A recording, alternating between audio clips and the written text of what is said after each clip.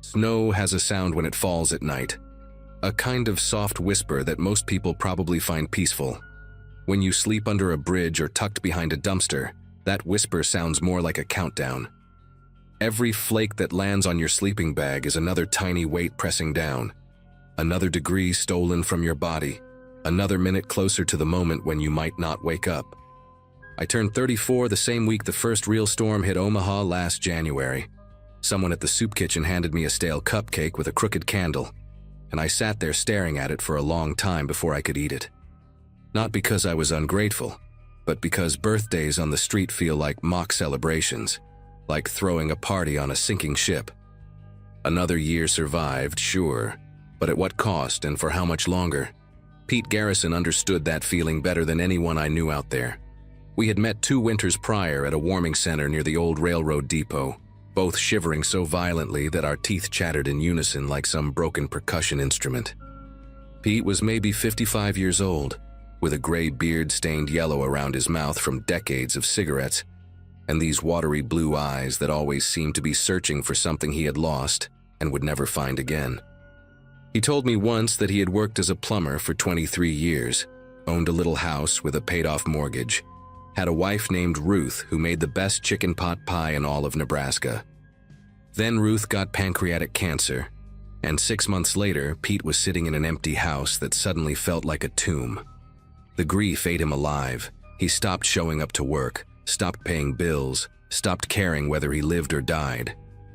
By the time he found himself on the streets, he said it almost felt like relief, like he had finally stopped pretending that life without Ruth was worth fighting for. That January had been brutal from the start, but the weather forecast for that particular Wednesday made even the veterans nervous. The temperature was supposed to drop to -15, with wind chills pushing it closer to -30.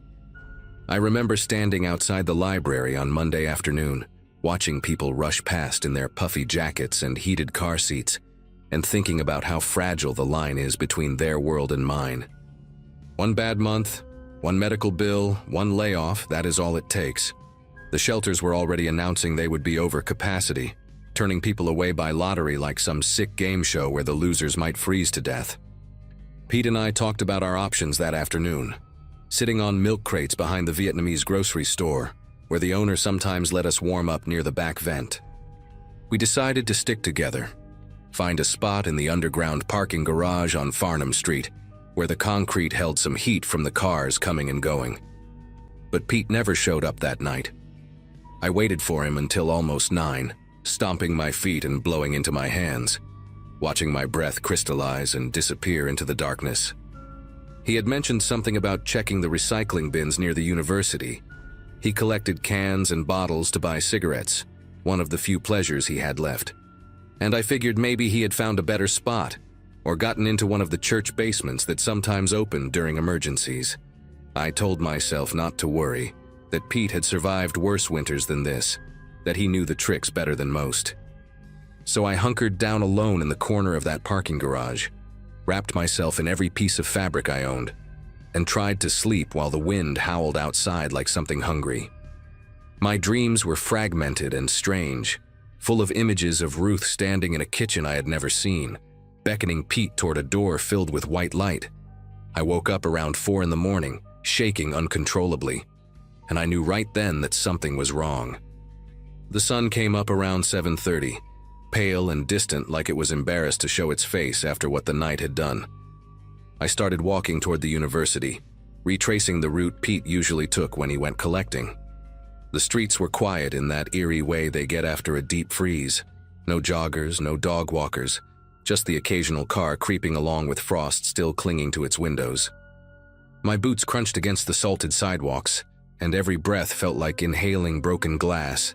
I checked the usual spots, the alley behind the student union where the recycling bins overflowed on weekends, the loading dock near the science building where warm air sometimes leaked from the ventilation system, the bus stop shelter on Dodge Street, where Pete liked to sit and watch the college kids go by. Nothing. No sign of him anywhere. A janitor coming out of one of the dormitories looked at me with that familiar mixture of pity and disgust, and I wanted to grab him by his clean uniform and ask if he had seen an old man with a yellow beard, but I knew how that would end. I found Pete in the narrow alley between a laundromat and a pawn shop on Leavenworth Street, about 6 blocks from where I had been searching. He was sitting upright against the brick wall, his legs stretched out in front of him, his hands resting on his thighs like he had just decided to take a break and catch his breath. For one horrible second, I thought he was alive.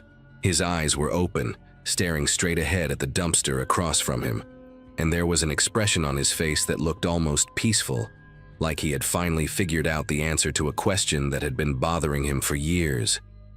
But then I got closer and saw the frost on his eyelashes, the blue tint around his lips, the way his skin had taken on a waxy texture that no living person ever has.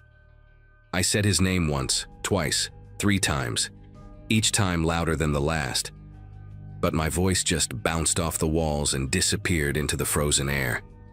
Pete was gone. He had been gone for hours, probably since sometime before midnight when the temperature had bottomed out and his body had simply surrendered to the cold. I sat down next to him on that frozen concrete, not caring anymore about preserving my own body heat, and I stayed there for what felt like an eternity. His shopping cart was parked a few feet away, still loaded with the plastic bags full of cans and bottles he had collected, maybe $8 worth if he was lucky. That is what his last hours on Earth had been spent doing, digging through trash so he could afford a pack of cigarettes and maybe a cup of coffee from the gas station. I noticed his gloves were missing, probably lost or stolen weeks ago, and his hands were bare and curled slightly inward like claws. The nails had turned a deep purple, almost black. I reached over and touched his shoulder, and it was like touching a statue, completely rigid and utterly foreign to anything resembling human warmth. A sound came out of my mouth that I did not recognize, something between a moan and a scream, and I pressed my forehead against his arm and let the grief tear through me like a winter wind, finding every crack in a broken window. Eventually, a woman walked by the alley entrance, probably on her way to work at one of the shops on the street. She glanced in, did a double take, and then pulled out her phone to call 911. I heard her voice high and panicked, describing what she saw. 2 homeless men, one possibly dead, please send someone quickly. She did not come any closer, did not ask if I was okay, did not offer any comfort at all. She just stood at the mouth of the alley with her phone pressed to her ear, watching us like we were animals at a zoo exhibit that had suddenly become disturbing instead of entertaining. The paramedics arrived about 15 minutes later, followed by a police cruiser with 2 officers who looked bored before they even got out of the car. One of them asked me if I knew the deceased, and I almost laughed at the word. Deceased, like Pete was just a file to be processed, a statistic to be recorded, a problem that had conveniently solved itself by dying in an alley where nobody important would have to see. They zipped Pete into a black body bag and loaded him into a van that did not even have windows in the back. I asked one of the paramedics where they would take him, and she told me the county morgue, where he would stay until they could locate next of kin or, failing that, arrange for a pauper's burial in the municipal cemetery. I thought about Pete's daughter, the one he had mentioned only once in all the time I knew him. She lived somewhere in California, had changed her phone number years ago after one too many desperate calls asking for money. He never blamed her for cutting him off. He said he understood that watching someone you love destroy themselves is its own kind of torture, that sometimes the kindest thing you can do is walk away before the drowning man pulls you under with him. But standing there watching that van drive away with his body inside, I wondered if she would ever find out, if some bureaucrat would track her down and deliver the news over the phone like it was an overdue library notice. Your father is dead. He froze to death behind a laundromat. Would you like to claim the body? Here is what people do not understand about dying from exposure. It is not like the movies where someone dramatically collapses in a snowbank. Hypothermia is slow and insidious and almost gentle in its cruelty. Your body starts by pulling blood away from your extremities, sacrificing your fingers and toes to keep your core warm, and you feel this deep, aching cold that settles into your bones like something alive. Then the shivering starts, violent and uncontrollable, your muscles burning through whatever energy you have left trying to generate heat. But eventually the shivering stops, and that is when you know you are in real trouble. Your body has given up the fight, accepted defeat, started shutting down systems one by one like a building going dark floor by floor. The strangest part is that near the end, many people actually feel warm. Their confused brains misinterpret the signals, and they start stripping off their clothes, convinced they are overheating. They call it paradoxical undressing, and it is one of the ways they identify hypothermia victims. Pete still had all his clothes on when I found him, so at least he was spared that final indignity. But I think about those last hours, alone in that alley, and I wonder if he called out for Ruth if he thought she was coming to take him home. The newspapers ran a small story the next day, buried somewhere in the local section between a report on a school board meeting and an advertisement for a furniture sale. Homeless man found dead in downtown alley, the headline read, and they did not even print his name. Just described him as a white male in his 50s, no identification found on his person. Cause of death presumed to be exposure to extreme cold. That was it. That was the sum total of Pete Garrison's obituary, a man who had fixed pipes and paid taxes and loved his wife and lived a whole entire life before the world decided he was disposable. The article mentioned that 3 other homeless individuals had died that same week across the city, bringing the season's total to 11. 11 people, frozen to death in a country that throws away enough food to feed entire nations, in a city with empty office buildings and heated parking garages and churches on every corner preaching about loving your neighbor. I kept that newspaper clipping for months, folded up in my coat pocket, until the paper turned soft and started falling apart along the creases. I wanted to remember the exact number, 11, because someone had to. A year has passed now, and I'm still here, still fighting the same war Pete lost. I found a spot in a transitional housing program last spring, a tiny room with a lock on the door and a radiator that clanks and hisses like an angry cat, but keeps me warm. I think about Pete every single day, especially when the temperature drops and I see the news reports about warming centers opening and donation drives collecting coats. The thing is, coats are not enough. Shelters are not enough. Not when there are more people than beds and the ones who get turned away have to flip a coin with their lives. What Pete needed, what all of us need, is for people to stop looking through us like we are ghosts, to stop treating homelessness like a personal failing instead of a systemic catastrophe. Pete did not die because he was weak or lazy or made bad choices. He died because a society that can afford to send rockets into space could not figure out how to keep a grieving old man from freezing to death 6 blocks from a heated shopping mall. I carry that truth with me now, carved into my chest like a scar that will never fully heal, and I share it with anyone willing to listen. Pete Garrison was my friend. He had a name, a history, a soul, and he deserved so much better than an unmarked grave in a frozen field at the edge of town.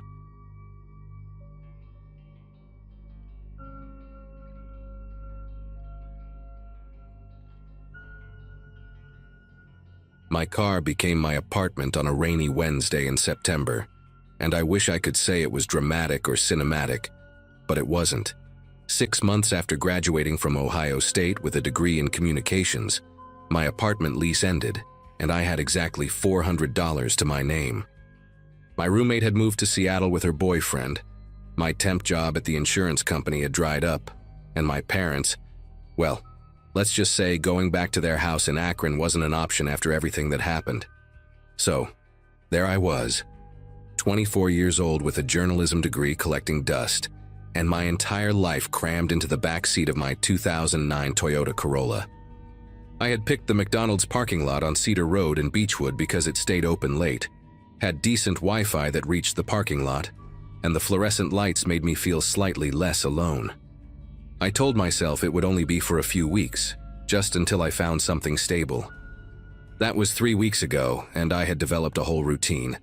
Park in the same corner spot after 11, use the bathroom before they locked it, sleep with my pepper spray tucked between the driver's seat and the center console. That particular night was a Thursday in early October, and the temperature had dropped to maybe 45 degrees. I remember because I had layered 2 hoodies under my winter coat and still woke up shivering around 2 in the morning.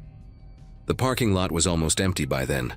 Just my car, an old pickup truck near the drive-thru that had been there since before I arrived.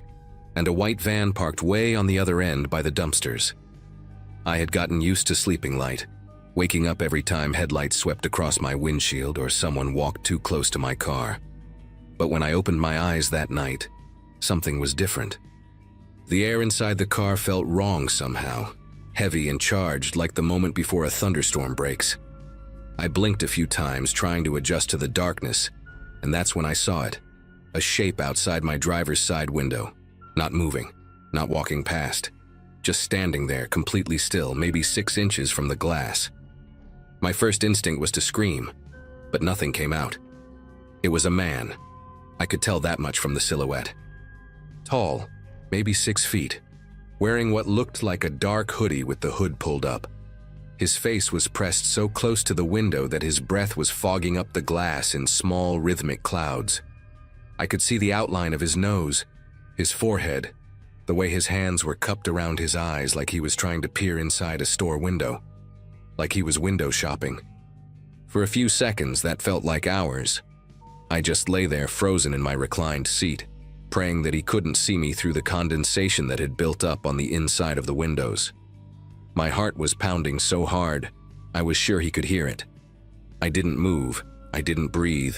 I just watched those little clouds of breath appear and disappear on the glass, over and over, while my mind raced through every possible scenario of what was about to happen. Then he moved to the back window. I heard his footsteps on the asphalt, slow, deliberate, unhurried, and watched his shadow drift past my peripheral vision until he stopped right behind me. The back seat was stuffed with everything I owned. Clothes in garbage bags, a small cooler, my laptop bag, a pillow and blanket that I used every night. He stood there for what must have been 2 full minutes, just looking at my things, and I realized with a sickening clarity that he knew. He knew someone was living in this car. He had probably been watching me for days, maybe weeks, learning my routine, figuring out when I was most vulnerable. The thought made my chest tighten so hard I thought I might pass out. I could hear him breathing now, or maybe I was imagining it. Every sound was amplified in that silence. The distant hum of the highway, a car door slamming somewhere far away, and underneath it all the soft shuffle of his shoes as he moved again. He came back to the driver's side. This time he didn't just look. I heard the click of the door handle being tested, a gentle pull at first, then harder. The whole car rocked slightly with the force of it. My locks were down. I always triple-checked before sleeping. But the sound of someone trying to get into your space, your only space in the entire world, is something that stays with you. He tried again, yanking now, and I could hear him grunt with the effort. Then his face appeared at the window once more, and this time he was closer, his features slightly visible in the orange glow of the parking lot lights. He looked normal. That was the worst part. Not some wild-eyed maniac, not obviously dangerous. Just a regular guy, maybe in his 40s, with a receding hairline and stubble on his chin. The kind of face you would pass in a grocery store without a second glance. He smiled at the window, and even though I knew he probably couldn't see me clearly, it felt like he was smiling directly at me. I don't know where the courage came from, but something in me snapped. Maybe it was the smile, or maybe it was the realization that if I didn't do something, I would just lie there paralyzed until he found a way in. I grabbed the pepper spray from beside my seat, sat up as fast as I could, and slammed my palm against the horn. The sound exploded through the empty parking lot like a bomb going off. The man stumbled backward, his face twisting from that calm smile into something like shock, and for a split second we just stared at each other through the glass. I kept my hand on the horn, the noise blaring, and with my other hand I held up the pepper spray so he could see it. I was screaming too, I think, though I don't remember what words came out. Probably nothing coherent. Just raw sound, all the fear and anger and helplessness of the past 3 weeks pouring out of me in one primal burst. He ran, not toward me, thank God, but away, cutting across the parking lot toward the white van by the dumpsters. I watched him go, still leaning on the horn, my whole body trembling so violently that my teeth were chattering.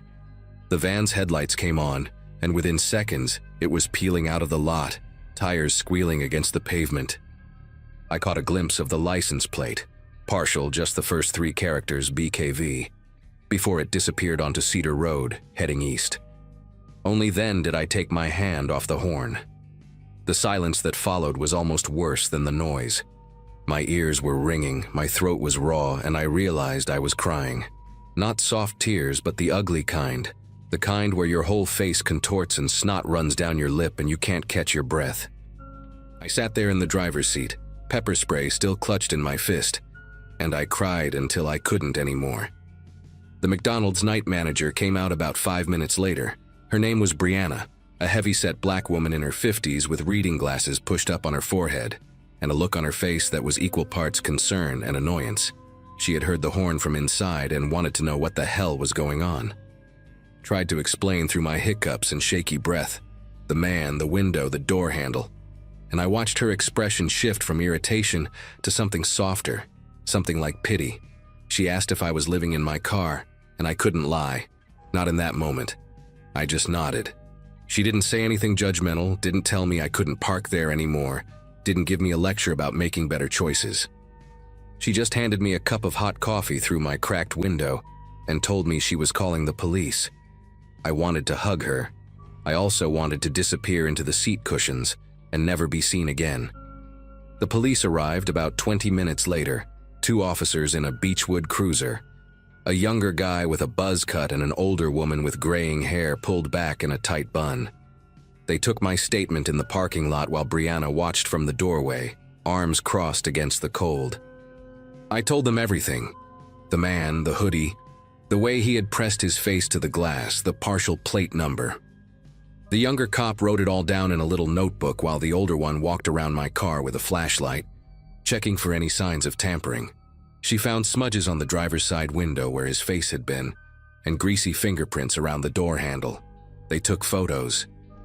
The whole time, I could feel them looking at my car differently, seeing the garbage bags of clothes, the pillow in the back seat, the empty fast food wrappers I hadn't had a chance to throw away. I knew what they were thinking. I had seen that look before, from people at gas stations and rest stops, the look that says, "How did you end up like this?" without actually asking the question. The older officer, whose name tag read Sergeant Kimball, asked me how long I'd been sleeping in the parking lot. I told her 3 weeks. She asked if I had anywhere else to go, any family or friends who could take me in. I said no, which was mostly true. She didn't push. Instead, she gave me a card for a women's shelter about 15 minutes away and told me that what happened tonight could have ended very differently. She wasn't being cruel about it, just matter of fact. But her words hit me like a punch to the chest. I knew she was right. If my doors hadn't been locked, if I hadn't woken up when I did, if I hadn't had the pepper spray within reach, the possibilities unfolded in my mind like a horror movie I couldn't turn off. The younger cop said they would put out an alert for the white van, but his tone suggested he didn't expect much to come of it. Partial plates, dark parking lot, no witnesses besides me. I understood.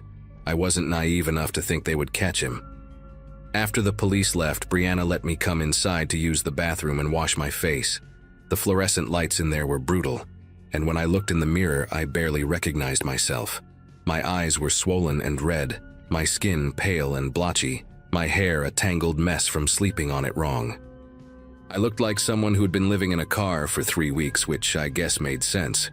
I splashed cold water on my face and tried to pull myself together, but my hands wouldn't stop trembling.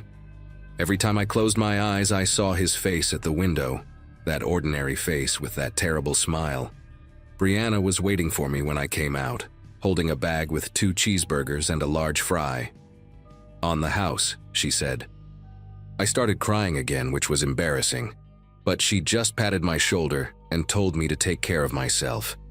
She said she had a daughter about my age, and the thought of her being out there alone in a parking lot made her sick to her stomach. I didn't know what to say to that, so I just thanked her and went back to my car. I didn't sleep the rest of that night. I drove to a different parking lot, a Walmart about 10 miles away, and sat there with my doors locked and my pepper spray in my lap until the sun came up. Every van that passed made my heart race. Every person who walked too close to my car sent me into a spiral of panic. When morning finally came, I called the shelter that Sergeant Kimball had mentioned. They had a bed available, and I took it. I stayed there for 6 weeks, long enough to save up for a deposit on a tiny studio apartment in Cleveland Heights. Long enough to get a job at a call center that paid barely above minimum wage, but at least paid something.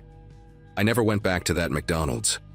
I never saw the man in the white van again, though sometimes I wonder if he found someone else, someone whose doors weren't locked, someone who didn't wake up in time. That thought keeps me up at night more than any memory of his face at my window. I got lucky. I know that now. And I hate that luck is what it takes to survive when you have nothing and nowhere to go.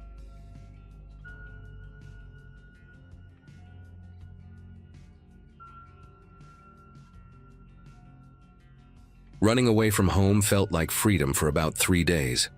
After that, it just felt like being hungry and cold and scared all the time. I was 17, a junior who should have been worrying about SATs and prom dates, but instead I found myself sleeping on a bench in Riverside Park with a bunch of guys who had been living on the streets for years. My parents and I had been fighting constantly since my dad lost his job, and one night after a screaming match about my grades, I just packed a backpack and left. I thought I was making some kind of statement. I thought they would come looking for me, beg me to come back. Nobody came. I had $40 in my pocket when I left, and by the 4th day, I had nothing. Pride is a stupid thing when your stomach is eating itself. The group I fell in with was mostly harmless. There was an older guy everyone called Patches because of his jacket, and a woman named Rita, who talked to herself but always shared her food when she had some. A younger guy, maybe mid-20s, named Scotty, who had bad teeth and a nervous laugh. And then there was Carl. Carl was different from the others. He was quiet, kept to himself, and the other homeless people seemed to avoid him. He was maybe 50, with a gray beard and these watery blue eyes that never seemed to focus on anything. He had a shopping cart full of stuff he guarded like it was gold, and he slept on the far end of our little camp, away from everyone else. The others whispered that Carl had money hidden somewhere, that he was sitting on a small fortune but was too crazy to spend it. I never believed that. But I did notice that Carl always had food, snacks, granola bars, sometimes even sandwiches. And on the 5th night, when I had not eaten anything in almost 2 days, I could not stop staring at his cart. It was around 2 in the morning when I made my decision. Everyone was asleep, or at least pretending to be. The park was dead quiet except for the occasional car passing on the street beyond the trees. I'd been lying on my bench for hours, unable to sleep because my stomach kept cramping up. The hunger was not like anything I had experienced before. It was not just discomfort anymore. It was pain. Real pain, like something was clawing at my insides. I watched Carl sleeping near his cart, wrapped in a dirty sleeping bag, and I told myself it was just a candy bar. Just one candy bar. He had plenty. He would not even notice. I got up slowly, my heart pounding so hard I could feel it in my throat, and I crept over to his cart. My hands found a Snickers bar near the top of one of his plastic bags. I grabbed it and went back to my bench.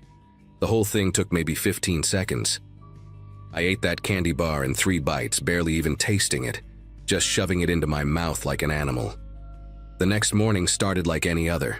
People waking up slowly, shuffling around, Rita mumbling her usual nonsense while she folded her blankets. I was still hungry, but the edge was off and I felt something close to relief. That relief lasted about 20 minutes. That was when Carl woke up and started going through his cart. I watched him from across the camp, pretending to be busy with my backpack, but I could see everything. He was counting his things, checking his bags, and then he stopped. His whole body went stiff. He checked again, more frantically this time, digging through the plastic bags and pulling things out. Then he stood up and looked around the camp with those watery eyes, and for a second I thought he was looking right at me. My chest got tight. But his gaze moved past me and landed on Scotty, who was sitting on a milk crate about 10 feet away from Carl's cart, closer than anyone else. Scotty had no idea what was happening. He was just sitting there, picking at his fingernails, not paying attention to anything. Carl walked over to Scotty with this slow, deliberate pace that made my stomach turn. He stopped right in front of him and just stood there for a moment, staring down. Scotty looked up with that nervous smile of his, the one that showed his bad teeth, and said something like, "Hey man, what's up?" Carl did not answer. He just asked, real quiet, where his stuff was. Scotty looked confused. He said he did not know what Carl was talking about. Carl asked again, louder this time, and I could hear the edge in his voice. He said someone took food from his cart, and Scotty was sleeping right next to it. Scotty started shaking his head, saying it was not him. He did not take anything. He would never do that. But Carl was not listening. The other people in the camp were starting to pay attention now. Patches stood up from his spot near the fountain, watching. Rita stopped her mumbling.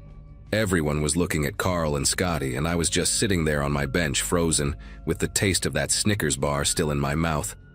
I should have said something. That is what I tell myself now, years later. I should have stood up and admitted what I did, but I was 17 and scared and stupid, and I just sat there watching it unfold like it was happening on a television screen. Carl grabbed Scotty by the front of his jacket and yanked him off the milk crate. Scotty was smaller than Carl, skinnier, weaker. He tried to pull away, but Carl had him good. He kept saying it was not him, please, it was not him. But Carl just kept asking where his stuff was, over and over, getting louder each time. Then Carl threw the first punch. It caught Scotty right in the face, and I heard this sound, this wet smacking sound that I can still hear when I close my eyes at night. Scotty went down hard, and Carl got on top of him. The other homeless people just watched. Nobody moved to help. Nobody said anything. I think they were all scared of Carl, or maybe they just did not want to get involved. Either way, they just stood there, and so did I. What happened next is something I have never been able to fully describe to anyone. Carl beat Scotty for what felt like forever, but was probably only a few minutes. He punched him in the face, in the ribs, in the stomach.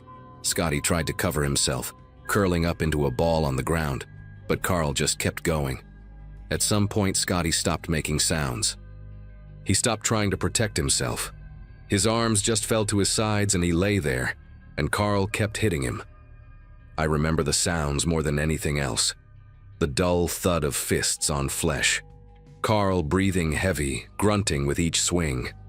And this horrible gurgling noise coming from Scotty, like he was trying to breathe through liquid. I wanted to scream, to run, to do something, but my body would not move. It was like my feet were nailed to the ground. I just stood there watching a man get beaten half to death because I stole a candy bar. Because I was hungry and selfish and too much of a coward to speak up. Carl finally stopped when he ran out of energy. He was panting, his knuckles bloody, and he just stood over Scotty for a long moment staring down at what he had done. Then he spit on him and walked back to his cart like nothing happened. Scotty was not moving. His face was unrecognizable, swollen and bloody, and there was this dark puddle forming under his head on the concrete. Rita started crying. These quiet little sobs that sounded more like hiccups. Patches pulled out an old flip phone and said he was calling an ambulance. Carl just sat down by his cart and started eating a granola bar, calm as anything, like he had just finished doing some light exercise. Nobody looked at me. Nobody suspected the skinny teenager who had only been there a few days. Why would they? I was just some runaway kid. Scotty was the one who slept closest to Carl's cart. It made sense that it was him. Except, it was not him. It was me. And Scotty was lying on the ground, maybe dying because of me. The ambulance took almost 20 minutes to arrive. 20 minutes of me sitting on that bench, staring at Scotty's body, waiting for him to move or make a sound or do anything that would tell me he was still alive. He did not move. His chest was rising and falling, but barely, and the blood kept spreading under his head. When the paramedics finally showed up, they worked on him for a long time before loading him onto a stretcher. One of them asked what happened, and Patches just said there was a fight, some dispute over stolen property. The paramedic looked around at all of us, these dirty homeless people standing in a city park at 7 in the morning, and I could see the judgment in his eyes. He did not ask any more questions. The cops came a little while later, 2 officers who took statements from Patches and Rita, but did not seem too interested in investigating further. Carl had already disappeared by then, slipped away with his cart while everyone was focused on Scotty. One of the cops asked me if I saw anything, and I said I was asleep when it started. I lied right to his face. He wrote something in his little notebook and walked away, and that was it. Nobody was going to look too hard into a fight between homeless guys in a park. I left the camp about an hour after the cops drove off. I did not say goodbye to anyone. I just grabbed my backpack and started walking, no destination in mind, just needing to move, to get away from that spot where Scotty's blood was still drying on the concrete. I walked for hours through the city, past shops and restaurants and normal people living their normal lives, and I kept thinking about what I had done. Not just the stealing, but the silence, the cowardice. I had watched an innocent man get beaten almost to death, and I had said nothing. I had lied to the police. I was complicit in something terrible, and there was no way to undo it. Every time I closed my eyes, I saw Scotty's face, the way it looked before and the way it looked after, and I heard that gurgling sound he made when he stopped being able to breathe right. I found a payphone around noon. I do not even know why I stopped there. My feet just carried me to it, and before I knew what I was doing, I was dialing my home number. My mom answered on the second ring. She did not yell at me. That was the thing that broke me. I expected screaming, anger, all the things we had been throwing at each other for months. Instead, her voice cracked and she just said my name over and over, like she could not believe it was really me. She asked where I was, if I was okay, if I was hurt. I could hear my dad in the background asking who was on the phone, and then I heard him make this sound when she told him it was me. This choked, desperate sound that I had never heard him make before. I told them where I was, some intersection downtown that I barely recognized, and my mom said they were coming to get me. Just stay there. Do not move. They were coming. I hung up and sat down on the curb and I started crying. Not quiet crying either, but ugly, loud sobbing that made people on the street stare at me as they walked past. I cried for Scotty, who might have been dead by then for all I knew. I cried for myself, for how stupid and selfish I had been. I cried because my parents still loved me even after everything, and I did not deserve it. My dad's truck pulled up about 40 minutes later, and when he got out and saw me sitting there on that curb, dirty and skinny and broken, he did not say a word. He just walked over and hugged me so hard I thought my ribs would crack. I never told them what really happened in that park. I never told anyone until now.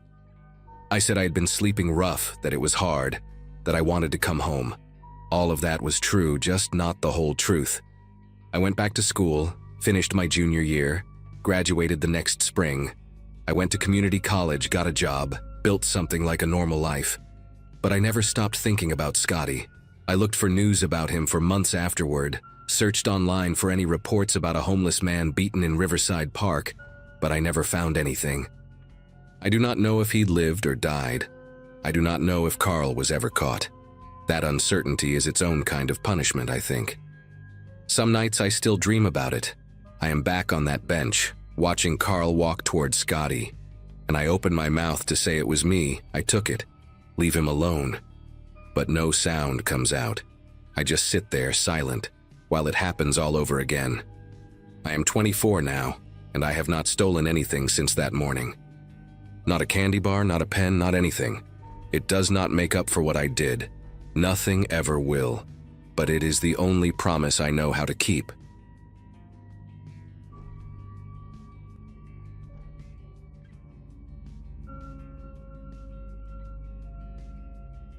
November can be cruel in Portland, Oregon, and that year it arrived with a vengeance that cut right through whatever layers you managed to pile on. My high school class had graduated back in 2009, and while most of them were building careers and families, I had been sleeping under bridges and in parking garages for the better part of 3 years. A bad divorce, a worse drinking problem, and a series of choices I still regret led me to lose my job as a warehouse supervisor, and eventually my apartment. By the time that particular Friday night rolled around, I had learned the rhythm of street survival pretty well. You find your spots, you learn which shelters have beds and which ones are just trouble, and most importantly, you find your people. That night, I was heading toward an abandoned lot off Burnside, where a group of us had been gathering for weeks. It was hidden behind a crumbling brick building that used to be a print shop, shielded from the main road by overgrown bushes and a chain-link fence with a convenient hole near the back corner. When I squeezed through that gap in the fence around 8 in the evening, there were already 5 others huddled around a rusted oil barrel that Jerome had dragged there a month before. Jerome was a Vietnam vet, probably in his late 60s, with a gray beard that reached his chest and eyes that had seen too much of everything. He had this way of keeping things calm in the group, a quiet authority that came from experience rather than intimidation. Next to him sat a woman everyone called Birdie, because she was always feeding the pigeons with whatever bread scraps she could find. There was also Tommy, a skinny kid who could not have been older than 22, running from something he never talked about, and the Pratt brothers, Lenny and Gus, who had been homeless together since their mother died and left them with nothing but debt. The fire inside that barrel was the only warm thing for blocks, and we guarded it like it was sacred. That night started out like any other. We passed around a bottle of cheap whiskey that Gus had managed to get from somewhere, and Jerome told one of his stories about his time in Da Nang. Birdie hummed to herself while she sorted through a plastic bag full of things she had collected throughout the day, little treasures that meant nothing to anyone else but everything to her. I had managed to score a pretty decent haul from the dumpster behind a grocery store on Hawthorne. A few bruised apples, half a loaf of bread that was only slightly stale, and 2 cans of beans that were dented but still sealed. I shared what I had because that was how things worked with us. You gave when you could and took when you needed. No questions asked and no debts kept. The fire crackled and popped inside the barrel, sending little sparks up into the black sky, and for a moment it almost felt peaceful. The temperature had dropped to somewhere around 30 degrees, and you could see your breath forming thick clouds every time you exhaled. We all stayed close to that barrel, shoulders nearly touching, drawing whatever warmth we could from the flames and from each other. The trouble walked through that hole in the fence around 10:30, wearing a torn army jacket and carrying a backpack that looked stuffed to bursting. His name was Ray Durkin, and everybody on the streets knew to stay clear of him. He was maybe 45, built like a man who had done time and used every minute of it in the prison yard, with a shaved head covered in poorly done tattoos and a scar that ran from his left eyebrow down to his jaw. Ray had a reputation for violence that was well earned. I had seen him break a man's arm over a sleeping spot near the Willamette River 2 winters ago, and the sound of that bone snapping still visited me in my sleep sometimes. He walked into our circle like he owned the place, dropped his backpack on the ground with a heavy thud, and immediately started warming his hands over our fire without so much as a nod to anyone. Jerome tensed up beside me, and I noticed Tommy slowly inching backward into the shadows. Even Lenny, who was usually quick with a joke or a comment, went completely silent. For a while, nobody said anything.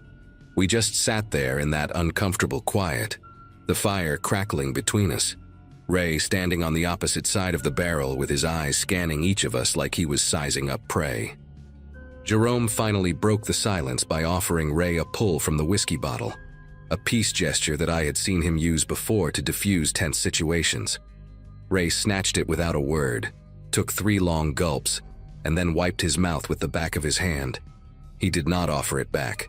Instead, he set it down on the ground next to his backpack and started rummaging through his things, pulling out a filthy sleeping bag and a tarp that looked like it had been dragged through mud. Birdie kept her head down, her fingers still moving nervously through her plastic bag, and I could hear her breathing getting faster.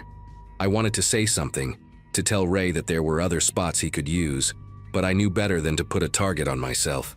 So I just sat there, my jaw tight, watching him settle in like a storm cloud that had decided to park itself right in the middle of our little haven. The argument started about an hour later, and it came out of nowhere like a punch you do not see coming. Gus had been getting more and more agitated as the night wore on, whispering things to Lenny that I could not quite catch. At some point, Ray must have heard something because his head snapped toward the brothers and his face went hard as concrete. He stood up slowly, and even though the fire was between them, I could feel the heat of his anger radiating stronger than any flame. He pointed a thick finger at Gus and asked him where his jacket was, the army jacket he was wearing. Gus stammered something about finding it, that he had pulled it from a donation bin outside a church on Glisson Street 3 weeks ago. But Ray was not having it. He crossed around the barrel in 4 quick steps and grabbed Gus by the collar of that jacket, lifting him halfway off the ground like he weighed nothing. That jacket was his, Ray said through clenched teeth, stolen from his camp 2 months back when he was doing a stint in county lockup for assault. Whether it was true or not, I could not say, but in that moment, it did not matter. The truth rarely matters when a violent man decides he has been wronged. Lenny jumped up to defend his brother, which was exactly the wrong thing to do. He shoved Ray hard in the chest, trying to break his grip on Gus, and for a second, it actually worked. Ray stumbled back a step, releasing Gus, who fell to the ground, gasping and clutching at his throat. But then Ray's face changed into something I can only describe as empty, like a switch had been flipped, and whatever humanity was behind those eyes just turned off. He came at Lenny with a fury that was terrifying to witness, throwing punches that connected with wet, heavy sounds against flesh and bone.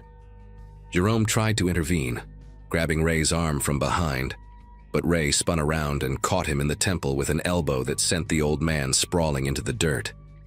Birdie was screaming now, this high-pitched wail that seemed to echo off the brick walls surrounding us. I was on my feet, but my legs would not move, stuck somewhere between the instinct to help and the instinct to survive. Tommy had already disappeared through the hole in the fence. Smart kid. The whole scene unfolded in what felt like slow motion, but was probably only 15 or 20 seconds of pure chaos. That was when it happened. Ray had Lenny pinned against the ground, still swinging even though Lenny had stopped fighting back, and Gus came at him from behind with a piece of broken concrete he had grabbed from somewhere. He brought it down hard on Ray's shoulder, not his head, just his shoulder, but it was enough to make Ray howl in pain and roll off his brother. Ray scrambled to his feet, his face twisted with rage, and he lunged toward the oil barrel. I thought he was trying to grab something to use as a weapon, maybe one of the pieces of scrap wood we had been feeding the fire with, but instead, he just shoved the whole thing over in one violent motion, like he wanted to burn the whole world down if he could not win the fight. The barrel tipped with a horrible metallic screech, and the burning wood and embers inside spilled out across the dry weeds and trash that covered the ground of that lot.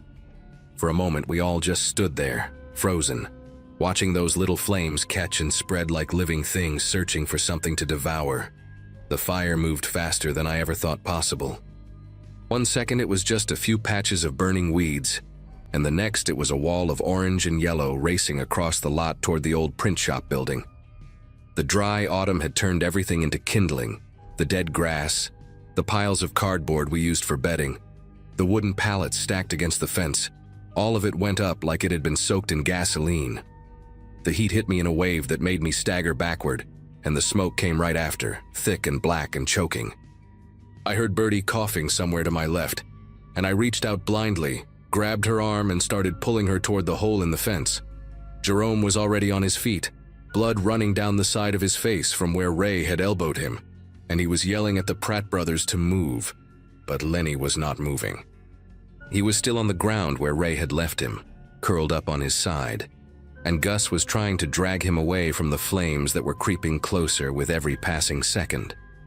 Ray had vanished, slipped away into the smoke and the night like the coward he was, leaving the rest of us to deal with the nightmare he had created. I got Birdie to the fence and practically shoved her through the hole, screaming at her to run and not look back. Then I turned around and ran back into that hellscape because I could not leave the others behind. The smoke was so thick now that I could barely see 3 feet in front of me, and the heat was unbearable, pressing against my skin like a physical weight. I found Jerome first, stumbling in the wrong direction, disoriented from the blow to his head. I grabbed his arm and pointed him toward the fence, told him to follow the brick wall and he would find the gap. Then I went looking for Gus and Lenny. I found them near the center of the lot, surrounded by flames on 3 sides. Gus had managed to get Lenny sitting up, but Lenny's face was a mess of blood and swelling, and one of his eyes was completely shut. His left arm hung at an angle that made my stomach turn, clearly broken in at least one place. The fire had reached a pile of old tires near the edge of the lot, and the flames shooting up from that were like something out of a horror movie, black smoke billowing up in a column that blocked out the stars above us. I knew we had maybe 30 seconds before our only escape route was cut off. I grabbed Lenny's good arm and threw it over my shoulder while Gus took the other side, and together we half carried, half dragged him toward the fence. Lenny was screaming with every step, this raw animal sound that I still hear sometimes when the night gets too quiet. The fire was roaring now, an actual roar like some giant beast breathing down our necks, and I could feel the hair on my arms singeing from the heat. Sparks were raining down on us like burning snow, landing on our clothes, our skin, leaving little stinging kisses that we did not have time to acknowledge. We reached the fence just as the flames engulfed the spot where we had been standing moments before. I pushed Lenny through the hole first, as gently as I could manage, which was not very gentle at all, and Gus scrambled through after him. I was the last one out, and as I squeezed through that gap in the chain link, I felt the metal hot against my palms, heated by the inferno just feet away. We collapsed on the sidewalk on the other side, all of us gasping and coughing, our lungs full of smoke and our eyes streaming tears. Behind us, the entire lot was ablaze, flames reaching up toward the sky like fingers trying to grab the moon.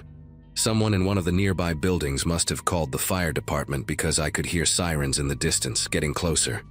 That sound triggered something primal in all of us. Jerome looked at me with those tired, bloodshot eyes, and just shook his head slowly before limping off into the darkness between buildings. Bertie was already gone, disappeared the moment she had cleared the fence. Gus looked at his brother, looked at me, and I saw the impossible choice playing out across his face. If we stayed, the paramedics would help Lenny, but the police would come too. Warrants, questions, the system that had failed every single one of us in different ways would swallow us whole again. But if we ran, Lenny might not make it through the night with those injuries. I made the decision for him. I told Gus to take his brother and go, that I would stay and flag down the ambulance, give them a fake name, tell them I found Lenny like this on the street. Gus hesitated for just a second, then nodded and started dragging Lenny away from the growing glow of the fire. I sat down on that cold sidewalk and waited for the red and blue lights to arrive, rehearsing my lie, trying to stop my whole body from shaking as the adrenaline drained away and left nothing but exhaustion and a sadness so heavy I could barely breathe. The paramedics found me sitting there about 5 minutes later, covered in soot and smelling like a chimney.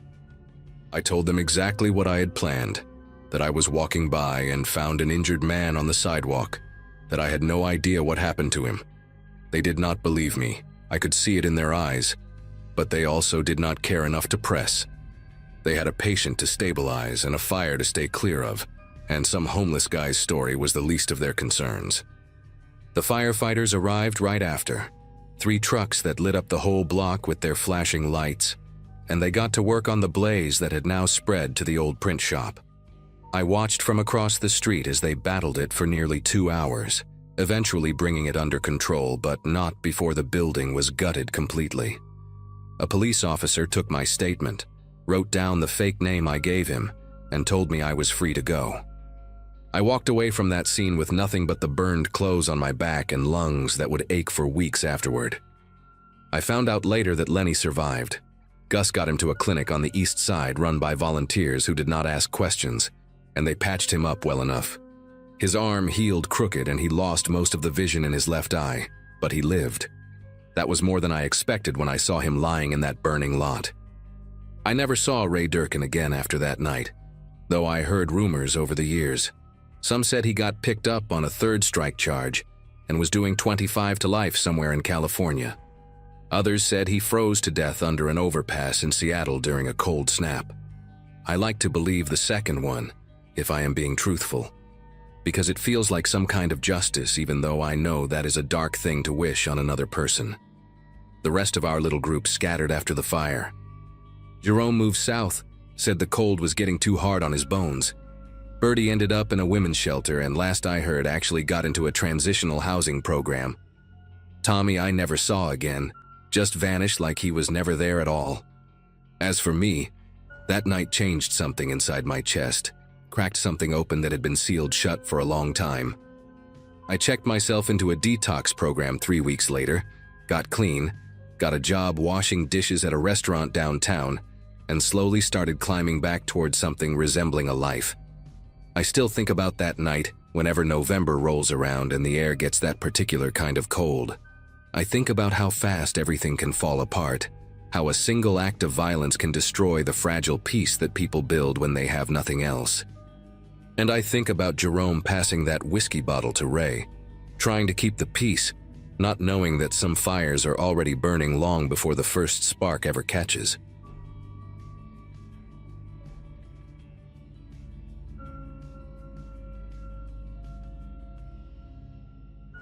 Sleeping under a bridge in March will make you do things you swore you would never do. I had been homeless in Columbus, Ohio for about 4 months when that night happened, and by then I had already broken most of my own rules just to survive. Before the streets, I worked at a warehouse, had roommates, paid bills on time. Then everything fell apart in a matter of weeks.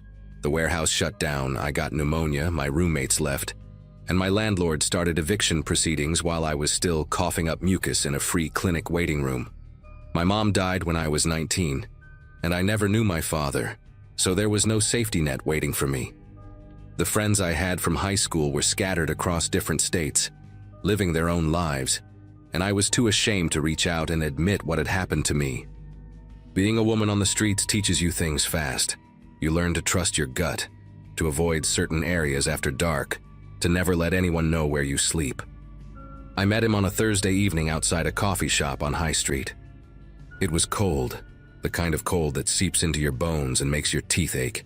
I was sitting on the sidewalk, my back against the brick wall, hoping someone might buy me a hot drink or drop some change. He came out of the shop holding 2 cups and offered me one without a word. Medium build, maybe early 40s, clean-shaven, wearing a gray wool coat that looked expensive. His name was Gary, he said, and he volunteered at a shelter downtown sometimes. We talked for maybe 10 minutes, just normal conversation. The weather, how hard the winter had been, how the city should do more for people like me. He had this calm, gentle way of speaking, like a therapist or a pastor. When he offered me $50 and a warm place to sleep for the night, no strings attached, I wanted to say no. Every instinct I had developed on the streets told me to refuse. But I was exhausted, freezing, and he seemed so sincere. I told myself I could handle whatever happened. I was wrong about that in ways I still have nightmares about. His car was a dark blue sedan, clean inside, smelling like pine air freshener. He drove carefully, obeying every speed limit, using his turn signals. We made small talk during the ride, and he asked me questions about myself, where I was from, how long I had been on the streets, if I had any family. I kept my answers vague, which he seemed to respect. He told me he lived alone, had been divorced for a few years, worked in insurance claims. Everything about him screamed ordinary. The drive took about 20 minutes, heading into a residential area I did not recognize. Lots of older houses set back from the road with big yards. His place was a 2-story house at the end of a quiet cul-de-sac, no neighbors within shouting distance. That detail registered in my mind, but I pushed it aside. He pulled into the garage and the door closed behind us automatically before we even got out of the car. I remember thinking that was a little strange, but I told myself rich people just had different habits. Inside, the house was neat, almost too neat. Everything looked like it belonged in a catalog. Matching furniture, no dust, no clutter, no personal photos on the walls. He gave me a quick tour of the first floor, living room, kitchen, a small bathroom. He pointed toward a hallway and mentioned that the basement was off limits because he used it for storage, and it was a mess. The way he said it, casual but firm, made me glance at the door. It had a heavy deadbolt on it, the kind you would see on an exterior door, not on a basement entrance. I noticed another door near the kitchen with the same type of lock. He caught me looking and smiled. Said he was paranoid about break-ins since his divorce. That explanation made sense on the surface, but something in my chest tightened. I had learned to pay attention to that feeling over the past months. It had kept me safe more than once. But I was inside now, warm for the first time in days, and I convinced myself I was overreacting. He offered me a shower and clean clothes, said his ex-wife had left some things behind that might fit me. The bathroom upstairs was spotless, white tiles, fluffy towels, expensive-looking soap. I locked the door and checked the lock twice before undressing. The hot water felt incredible, and I stayed under the spray longer than I should have, letting the warmth soak into my muscles. When I got out, I noticed there was no window in the bathroom. Just smooth drywall where a window should have been. The clothes he left outside the door were folded neatly. Sweatpants, a long-sleeve shirt, thick socks. They smelled like fabric softener. I put them on and came downstairs to find him in the kitchen, heating up soup on the stove. He had set the table with 2 bowls, 2 spoons, napkins, like we were old friends having dinner together. The soup was chicken noodle from a can, nothing fancy. He sat across from me and watched me eat with this expression I could not quite read. Not hungry, not impatient, just watching. I finished the bowl faster than I meant to, and he immediately offered me more. After dinner, he showed me the guest room where I would be sleeping. It was upstairs at the end of the hallway, with a single bed and a dresser and nothing else. No lamp, no nightstand, no decorations. The window had thick curtains drawn across it, and when I pulled them back slightly, I saw metal bars on the outside of the glass. Security bars, the kind people install in bad neighborhoods to prevent break-ins. But this was not a bad neighborhood, and every other house I had seen on the drive had normal windows. I asked him about it, and he shrugged, said the previous owners must have installed them. He had just never bothered to remove them. His voice was calm, but his eyes stayed fixed on my face a beat too long. I told him I was tired and wanted to sleep. He nodded, wished me good night, and closed the door behind him. I waited until his footsteps faded down the hallway, then tried the door handle. It turned, the door opened. I exhaled. Maybe I really was just being paranoid. I left the door open a crack and lay down on the bed, still wearing my shoes. I must have dozed off because the next thing I remember is waking up to the sound of the door clicking shut. The room was dark, completely dark, and I could not see anything. I reached for my phone out of habit before remembering I had not had a working phone in months. I stayed perfectly still, listening. Footsteps in the hallway, slow and deliberate, then silence. I slid off the bed as quietly as I could and moved toward the door. When I grabbed the handle and turned it, nothing happened. The door was locked from the outside. My heart started pounding so hard I could feel it in my throat. I tried again, twisting the handle harder, pulling, pushing. Nothing. I pressed my ear against the wood and heard breathing on the other side, steady and patient, like someone waiting. I backed away from the door and stumbled into the dresser, knocking something to the floor. The breathing stopped, then footsteps again, moving away down the hall. I stood there in the darkness, shaking, trying to figure out what to do next. I felt my way along the wall until I found the window. The curtains were heavy and I yanked them aside, letting in a sliver of light from somewhere outside. A street lamp maybe, or the moon. The bars on the window were solid, bolted into the frame from the outside. I pushed against them anyway, knowing it was useless. My eyes adjusted slowly and I started searching the room for anything I could use. The dresser was empty, every drawer bare. The bed had no frame, just a mattress on the floor. No closet, no objects, nothing. It was like a cell designed to look like a bedroom. I went back to the door and examined it more closely. The lock was a simple latch mechanism, the kind that could be opened with a flathead screwdriver or a butter knife. I did not have either, but I did have a zipper on my jacket, a metal one with teeth. I took the jacket off and tried to work the zipper pull into the gap between the door and the frame, aiming for the latch. My fingers were clumsy with fear, but I kept trying, scraping and pushing, for what felt like an hour. The latch finally gave with a small click that sounded impossibly loud in the silence. I froze, waiting for footsteps, waiting for him to come running.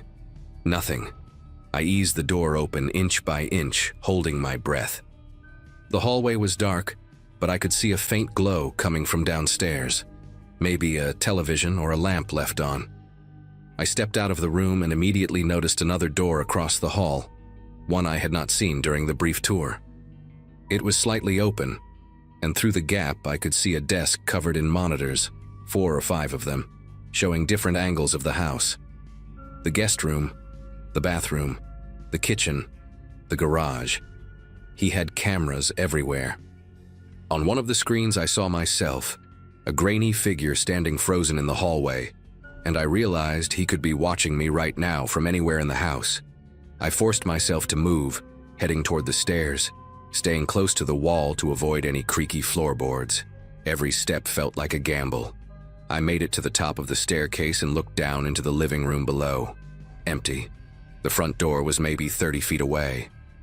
I was halfway down the stairs when I heard his voice behind me, calm and almost friendly. He said my name, the fake name I had given him earlier, and asked where I was going. I did not turn around. I ran. I took the stairs 2 at a time, nearly tripping at the bottom, and sprinted for the front door. My hand hit the deadbolt and I twisted it, yanked the door open, and felt the cold night air on my face for one beautiful second before his hand closed around my arm and pulled me backward. I screamed, loud and raw, knowing there were no neighbors close enough to hear but screaming anyway. He dragged me back into the living room and threw me onto the floor. He was stronger than he looked, much stronger, and his face had changed completely. That gentle, concerned expression was gone. His eyes were flat and empty, like he had switched something off inside himself.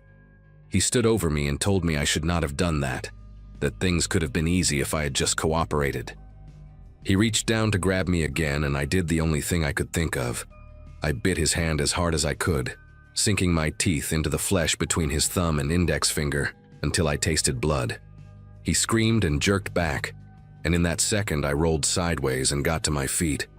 There was a lamp on an end table near the couch, and I grabbed it without thinking, swinging it at his head as he lunged toward me. The base connected with his temple and he staggered, not falling but stumbling enough to give me a few seconds. I ran back toward the front door, but he had locked it again somehow. The deadbolt turned. The kitchen. I remembered the back door near the kitchen. I sprinted through the living room, knocking over a chair behind me to slow him down, and made it to the kitchen. The back door had a chain lock, a deadbolt, and a regular lock.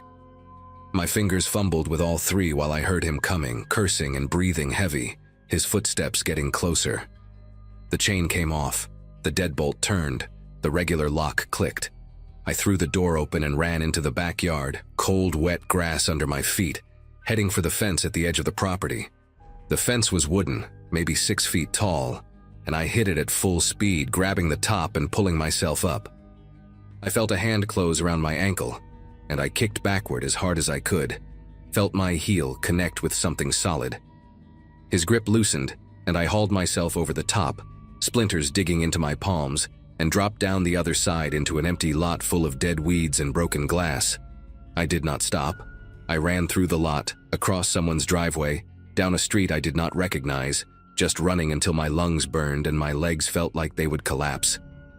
I found a gas station about a mile away, the lights bright and welcoming, and I stumbled inside looking like a complete mess, barefoot because I had lost my shoes somewhere, bleeding from my hands, crying and shaking.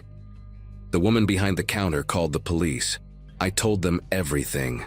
They went to the house, but Gary was gone. He had cleared out within hours, taken the monitors, taken anything that could identify him.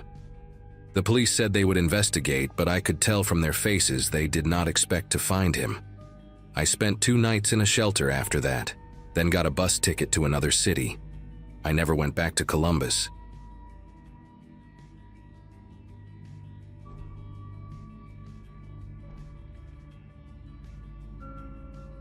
Nobody tells you how quiet the world gets after midnight when you sleep outside.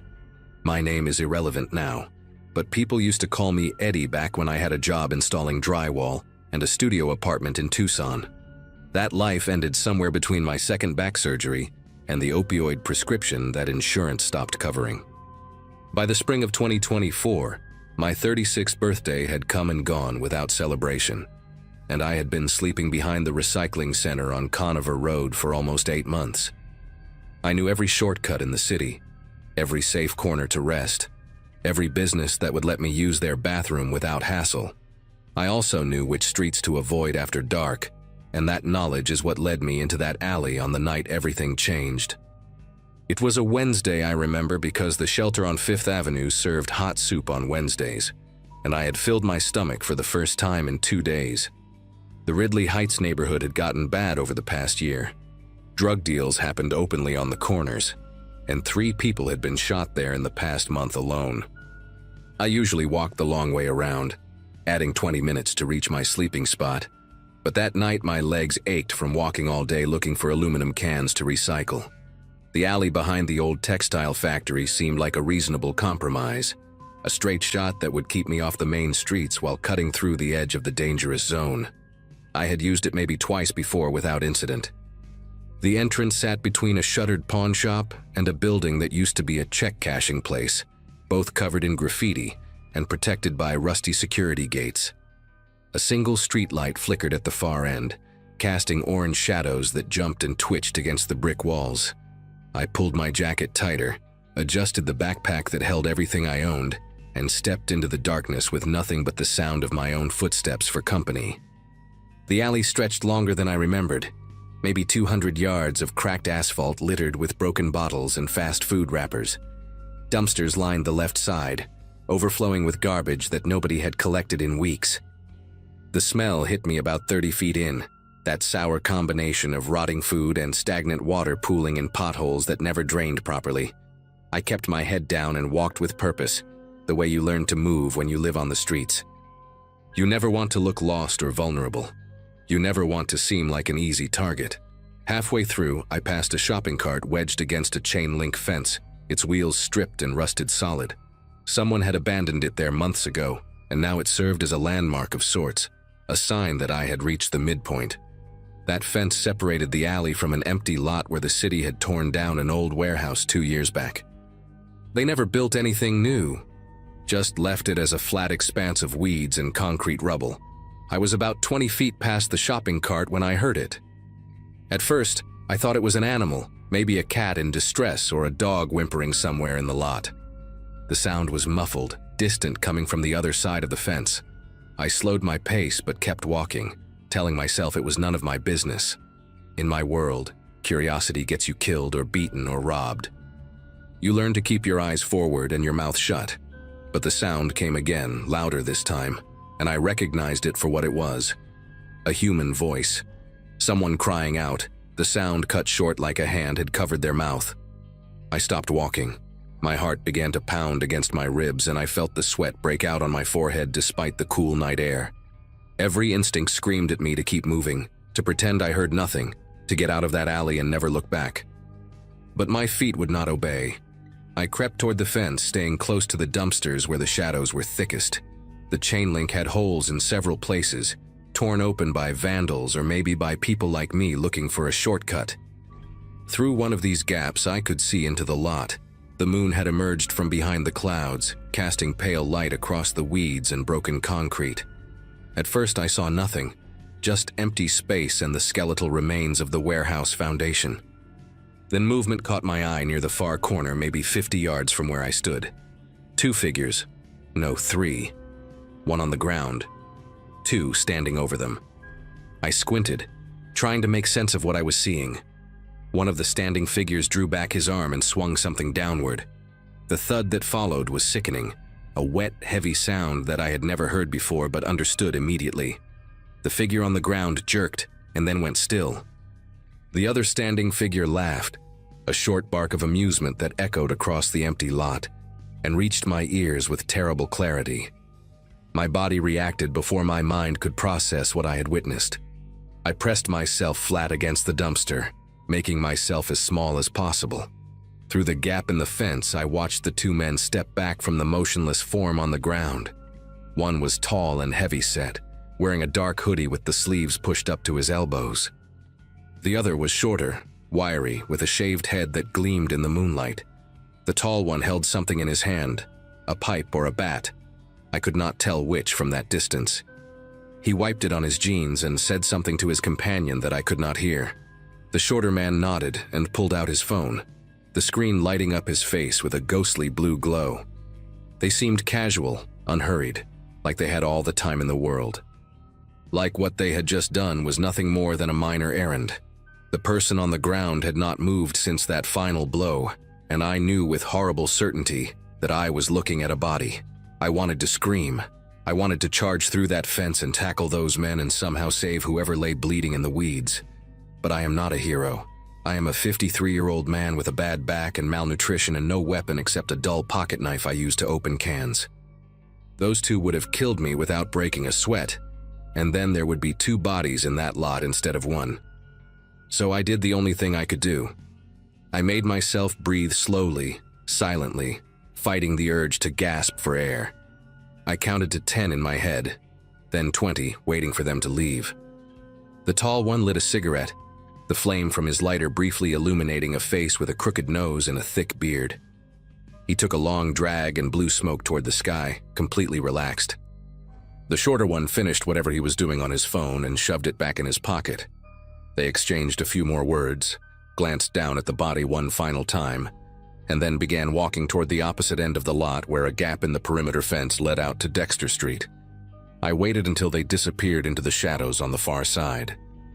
Then I waited another full minute, counting the seconds in my head, terrified that they might come back, or that one of them had spotted me somehow. When I finally moved, my legs felt like they belonged to someone else. I stumbled backward, away from the fence, my eyes still fixed on the dark shape lying motionless in the lot. Part of me wanted to go to them, to check if they were still alive, to do something. But a larger part understood that every second I stayed was a second wasted. Those men could return at any moment, or someone else might come along, find me near a body, and assume the worst. I knew how this worked. I knew who the cops would believe and who they would arrest. A homeless man covered in dirt, crouching near a murder victim in the middle of the night. I would spend the rest of my life in prison for a crime I did not commit. The only way to help was to find someone with a phone, someone who could call the police and send them to this exact spot before it was too late, if it was not too late already. I ran. Not the careful, measured walk I had learned to use on the streets, but a full desperate sprint toward the end of the alley. My backpack slammed against my spine with every step. My lungs burned from years of cigarettes and sleeping in cold air. I burst out onto Fremont Boulevard and looked wildly in both directions, searching for anyone. A car, a pedestrian, an open business. The street was empty. Shuttered storefronts lined both sides, their windows dark and protected by metal grates. I kept running, my boots pounding against the sidewalk until I spotted the glow of fluorescent lights half a block ahead. A 24-hour laundromat, the kind of place that stays open all night for shift workers and insomniacs. I crashed through the door so hard that the little bell above it nearly ripped from its mount. Inside, a woman in her 60s sat folding towels at one of the plastic tables. She looked up at me with wide eyes, her hands frozen mid-fold, and I realized how I must have appeared. Wild-eyed, sweating, gasping for breath, a homeless man bursting in like a lunatic in the middle of the night. I tried to speak, but the words came out in fragments. Someone hurt. In the lot. Behind the factory. "Call the police, please." The woman stared at me for what felt like an eternity, her expression caught somewhere between fear and confusion. I thought she might scream or run or tell me to get out, but something in my face must have convinced her, because she slowly reached into her purse and pulled out a cell phone. Her name was Maxine, I learned later, and she had worked the night shift at a packaging plant for 30 years before retiring. She dialed 911 with steady fingers while I leaned against a washing machine and tried not to collapse. I heard her describe the location, repeat it when the dispatcher asked for clarification, then hand the phone to me. The voice on the other end was calm, professional, asking questions I struggled to answer. How many attackers? What did they look like? Was the victim still breathing? I told them everything I could remember. The tall one with the beard, the short one with the shaved head, the weapon that might have been a pipe or a bat. I told them the men had walked toward Dexter Street. I told them to hurry, please hurry, because someone was dying in that empty lot while we stood here talking. The police arrived at the laundromat 14 minutes after the call. I know because I watched the clock on the wall the entire time, each minute stretching into something unbearable. 2 officers took my statement while Maxine made instant coffee in styrofoam cups and handed them out like we were at some grim midnight gathering. They asked me the same questions the dispatcher had asked, then asked them again in different ways, looking for inconsistencies. I understood. I was a witness without an address, without identification, without anything to prove I was telling the truth. One of the officers drove me back to the lot in his patrol car. More police had already arrived, their red and blue lights painting the surrounding buildings in pulsing color. Yellow tape stretched across the gap in the fence. I watched from the back seat as paramedics emerged from the lot carrying a stretcher. The body on it was covered with a white sheet. Nobody was rushing. Nobody was performing CPR or shouting orders. They moved with the slow, deliberate pace of people who had arrived too late. The officer beside me said something, maybe an attempt at comfort, but I did not hear the words. All I could think about was the sound of that final blow, the wet thud that would echo in my skull for years to come. They found the two men 3 days later. Someone had talked, a girlfriend or a neighbor, or maybe just someone who wanted the reward money that the victim's family had posted. The tall one's name was Carl Denning, 41 years old, 3 prior convictions for assault. The shorter one was his cousin, a 26-year-old named Ricky Slade, who had been in and out of county jail since he turned 18. The victim was a 23-year-old college student named James Okonkwo, who had been walking home from his job at a warehouse. Wrong place, wrong time, wrong neighborhood. The detectives told me that my description helped narrow down the suspects, that my willingness to come forward made a difference.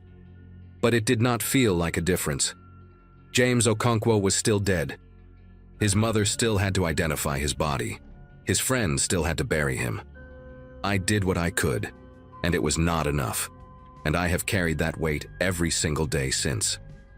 Some nights I still wake up in whatever doorway or shelter bed I have found, gasping for air, hearing that laugh echo across an empty lot.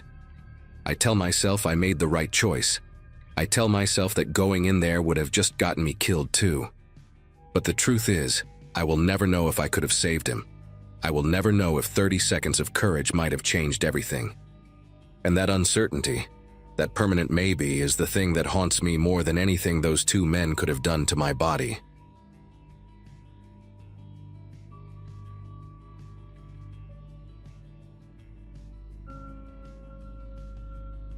At that point in my life, I was staying at a women's shelter on the edge of town, trying to keep my days structured so I didn't spiral. Mornings were about lining up early, keeping my clothes clean, and checking the bulletin board for anything that paid cash. That day started the same way, with weak coffee and the smell of disinfectant clinging to everything I owned. I headed out before sunrise toward a day labor pickup spot near an old gas station where contractors sometimes showed up. Most days you waited for hours and went home empty-handed, but hope had a way of making you stand there anyway. I kept telling myself I just needed one small break to get back on my feet. Rent deposits, bus passes, and cheap motels all felt impossibly far away. That morning felt ordinary enough to be forgettable. I didn't realize how carefully I would remember every detail later. While we were waiting, a man parked across the street and watched the line for a while without getting out. He looked clean, well-fed, and out of place compared to the rest of us. After a few minutes, he walked over and said he needed help cleaning a house he was preparing to sell. He spoke calmly, said it would only take a few hours, and promised cash at the end of the day. No paperwork, no questions, just simple cleaning. He looked directly at me when he spoke, like he had already decided. I hesitated, but the others were already shaking their heads or backing away. Something about how quickly he singled me out should have mattered more. Instead, I focused on the idea of money in my pocket by nightfall. I agreed before I gave myself time to talk out of it. The drive didn't take long, but the scenery changed faster than I expected. Houses thinned out, streetlights disappeared, and the road narrowed until it felt forgotten. He didn't talk much, just made small comments about the weather and traffic like we were co-workers. When we pulled up, the house sat alone near a line of trees with no neighboring homes close enough to see us. The place looked empty in a way that felt intentional, not abandoned. No cars, no trash bins, no curtains in the windows. He unlocked the door and gestured for me to go in first. The air inside smelled stale, like dust and old wood, not like a place being actively prepared for sale. I asked where the cleaning supplies were, trying to sound casual. That's when he closed the door behind us and didn't answer. At first, I assumed there was a misunderstanding and tried to keep things light. I said I could leave and come back later if this wasn't a good time. He stepped between me and the door without raising his voice, saying we needed to talk first. The way he blocked the exit felt deliberate, like he had rehearsed the movement. I noticed then how quiet the house was. No hum of appliances, no distant traffic, nothing. My phone had no signal, just a blank bar at the top of the screen. He told me there was no cleaning job and asked questions that had nothing to do with work. Each answer I gave seemed to encourage him to stand closer. I realized then that leaving calmly wasn't an option. Whatever this was, it was already moving in a direction I couldn't afford to follow. I tried to slow everything down by talking, asking questions that didn't matter, pretending this was still a normal conversation. My voice sounded steadier than I felt, like it belonged to someone braver. He started circling the room, explaining how the house used to belong to family, how nobody came out this far anymore. He kept mentioning how people disappeared into routines and how easy it was for someone to be forgotten.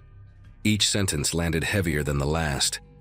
I edged toward a hallway, pretending to look for a bathroom, just needing space to think. He noticed immediately and told me not to wander. That was when the fear stopped being abstract and became physical, pressing behind my ribs. I understood that every minute I stayed passive made things worse. The hallway led to empty rooms with bare floors and nothing on the walls, like the house had been stripped on purpose. I noticed the windows were nailed shut from the outside, the wood splintered and uneven. The back door had a metal latch I couldn't open from my side. When I returned to the main room, he was watching me with the patience of someone waiting for a clock to run out. He told me I could sit down, that no one was in a hurry. My phone buzzed with a low battery warning, which felt cruel. I asked to use the bathroom again, this time sounding desperate, and he nodded too quickly. As I walked away, I realized he trusted the house more than he needed to watch me. That was the first opening I saw. In the bathroom, the mirror was cracked down the middle, splitting my face into two uneven versions of myself. I locked the door and scanned the room for anything useful. The window was small but not sealed like the others, just painted shut. I grabbed the towel rack and yanked until the screws tore out of the wall. The noise echoed through the house, followed by his footsteps moving fast. I smashed the window with the metal bar, ignoring the sting of glass on my arm. Cold air rushed in, sharp and real. He started shouting, telling me to stop, telling me I was making a mistake. I didn't stop. I climbed halfway out before he reached the door. The drop outside was awkward but survivable, and I hit the ground hard enough to knock the breath out of me. I didn't look back. My legs moved on instinct, tearing through brush and uneven ground toward the road I remembered. Branches scratched my face and my shoes filled with dirt, but I kept going. When I reached the pavement, a car slowed, the driver staring at me like I was something pulled out of a nightmare. I waved my arms and collapsed onto the shoulder, words tumbling out too fast to make sense. The driver called for help and stayed with me until others arrived. Later, authorities went to the house and found it empty again, like it had already decided to erase itself. I still think about how close I came to being just another person no one noticed missing. The shelter took me back that night without asking many questions, just handed me a blanket and a cup of soup that shook in my hands. I didn't sleep at all. Every time someone walked past my bunk, my body tensed, expecting to see him standing there like he had been waiting. The next morning, a caseworker sat with me in a small office and wrote everything down while I talked. Saying it out loud made it sound unreal, like I was describing a movie I barely remembered watching. She told me I did the right thing, that predators often looked for people who wouldn't be missed right away. That sentence stayed with me longer than anything else. It wasn't meant to hurt, but it did. A few days later, an officer came by to ask more questions. They showed me photos of houses on the outskirts of town, trying to see if any looked familiar. None of them did. The place I remembered didn't seem to exist anymore, at least not on paper. He explained that sometimes people used empty properties temporarily, moving on before anyone caught on. There wasn't much they could do without an exact location. Hearing that made my chest feel hollow. It meant he was still out there, looking for someone else. The officer suggested I avoid day labor spots for a while and stick close to places with cameras and staff. That advice felt small compared to what had happened, but I took it seriously. I eventually found steady work through a church program, cleaning offices during the evening. It wasn't glamorous, but it came with people around and locked doors that opened from the inside. Every time a man spoke too softly or stood too close, my body reacted before my mind did. I learned how to trust that reaction without letting it control me. I started saving again, slow and careful. I also started talking to other women at the shelter, sharing what happened without details that could scare them away from hope. I told them to listen to the moments that felt wrong even if nothing obvious was happening. Those conversations mattered more than I expected. Posting this now isn't about closure so much as clarity. That day taught me how thin the line is between survival and disappearance, especially when you're already on the margins. I don't know what his plan was or how far it might have gone, and maybe that's for the best. What I do know is that leaving when I did changed everything. I'm in a small apartment now, nothing special, but the door locks and the windows open freely. Some nights I still dream about that house and wake up counting exits. Other nights I sleep through until morning, and that feels like a victory I earned the hard way.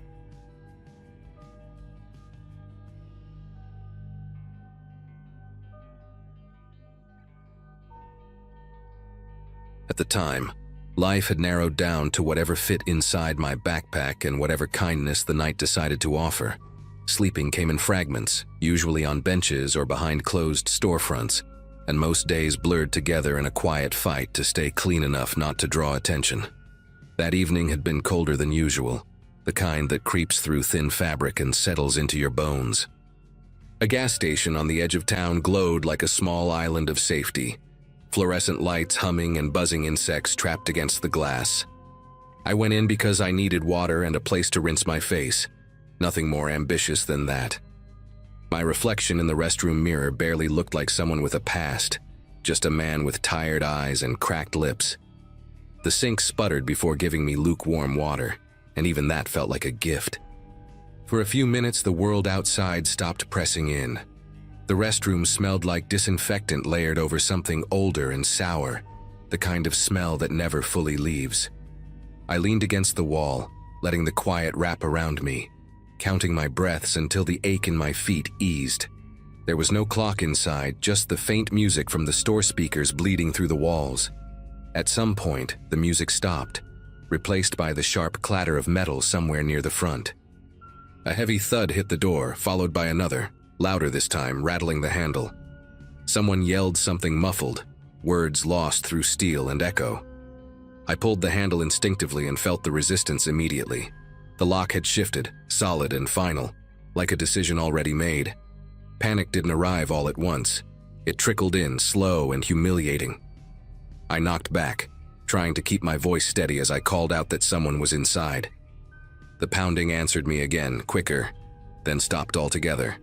Silence settled in so deeply I could hear my own breathing bouncing off the tile. The light stayed on, but the building felt hollow, emptied of people and intent. No phone sat in my pocket, no bottle of water on the sink, nothing that tied me to anyone outside that room. Time stretched in strange ways, minutes swelling into something heavier. Hunger gave way to thirst, and thirst became the only thing I could think about. Every sound from the street felt distant, like it belonged to another version of the world. Hours passed with nothing but the hum of the lights and my own thoughts turning sharp. Sitting on the floor, I realized how invisible I had become, how easy it was for a place to lock up and forget someone like me existed. If something had happened in there wouldn't have been a name called out or a number dialed. The door didn't care who leaned against it or how long they stayed quiet. That understanding hit harder than the locked handle or the dry mouth ever could. When the morning finally came and the door opened, the clerk looked startled, then embarrassed, then relieved all at once. I stepped back into daylight, changed in a way that's hard to explain. Since then, I've never stopped thinking about how close disappearing really is, and how no one would have known if I had. The moment the door opened, light flooded in like it had weight, and I had to shield my eyes. The clerk kept apologizing, saying the lock must have caught by mistake, saying they never checked the restroom before closing. I nodded because that was easier than explaining anything. My legs felt weak standing up, pins and needles shooting through my feet as if they didn't belong to me anymore. I asked for water and drank it too fast, spilling some down my chin, not caring how it looked. People stared for a second and then went back to their own routines, coffee cups and lottery tickets, morning already swallowing the night. No one asked how long I'd been in there. No one asked if I was okay. I stepped outside and sat on the curb, letting the cold concrete ground me. Cars came and went, engines starting, doors slamming, the normal rhythm of a day beginning. From the outside, the place looked harmless. Just another gas station people forget the moment they pull away. I kept thinking about the lock, how a small turn of metal had erased me from the building without anyone noticing. If I hadn't knocked, if the clerk hadn't opened up when they did, the story could have gone very differently. The thought stayed lodged in my chest, heavy and uncomfortable. I watched the sky lighten and wondered how many times this kind of thing happens without an ending. Later that day, I tried to go about things like normal, but everything felt sharper. Thirst came back quickly, my throat reminding me how fragile the body really is. Every closed door suddenly felt like a risk instead of shelter. I replayed the sounds in my head, the pounding, the sudden quiet, the way the air felt stale after hours with no movement. It wasn't just fear anymore. It was clarity. Being homeless doesn't just mean lacking a place to sleep. It means existing on the edge of other people's attention. The moment that attention slips, you're alone with whatever happens next. That night, I didn't go looking for enclosed spaces. I stayed where I could see the sky, where doors couldn't decide my fate. The experience didn't turn me into a different person overnight, but it stripped something away. I understood how easily I could vanish inside a locked room, a stairwell, a forgotten corner of a building. Since then, I pay attention to exits, to sounds, to the simple fact of being seen. The world didn't change after that day, but I did. And even now, when I pass a gas station late at night, I remember how close I came to becoming a story no one ever told. In the days that followed, the memory kept resurfacing at strange moments. Washing my hands at a public sink made my chest tighten. Hearing a lock click somewhere nearby pulled my attention instantly. I caught myself studying doors, hinges, the way handles sat in their frames, like they were clues to something dangerous. It wasn't paranoia so much as awareness sharpened by experience. People walked past me every day, close enough that I could smell their laundry soap or their coffee. Yet none of them knew how close I'd come to being sealed away overnight. I realized how thin the line was between being part of the world and being forgotten inside it. I eventually told another guy on the street about what happened, someone who'd been out there longer than me. He listened quietly, nodding, not surprised at all. He said something that stuck with me, that buildings don't see people, only schedules. Closing time doesn't care who's still inside. That idea haunted me more than the locked door ever did. Systems run smoothly because they aren't built to notice individuals like us. If you fall outside the expected flow, you're just an error that goes unreported. Standing there, I understood that the scariest part wasn't the fear or the thirst, but how normal the situation was. I started making small changes after that. I avoided going anywhere without at least knowing how many exits there were. If I went into a restroom, I paid attention to sounds, footsteps, keys jangling. I asked clerks questions I never would have asked before, just to make sure someone had seen me. It felt awkward, sometimes embarrassing, but staying invisible suddenly felt far worse. I didn't want my existence to depend on whether someone remembered to check a door. Those hours trapped inside that room rewired how I moved through the world. Cautious but alert. Nothing dramatic came out of it in the end. No report, no apology letter, no consequence beyond my own memory. Life went on the same way it always does for people like me, one day bleeding into the next. But I carry that night with me as proof of how close disappearing really is. If I hadn't spoken up, if timing had been slightly different, there wouldn't have been a story to post here at all. I'm sharing this because it happened, because it could happen again, and because some people only exist as long as someone remembers they're there.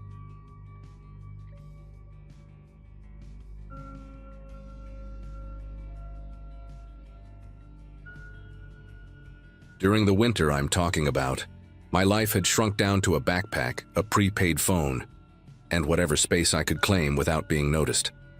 I wasn't living on the street exactly, not in the way people imagine, but I wasn't stable either.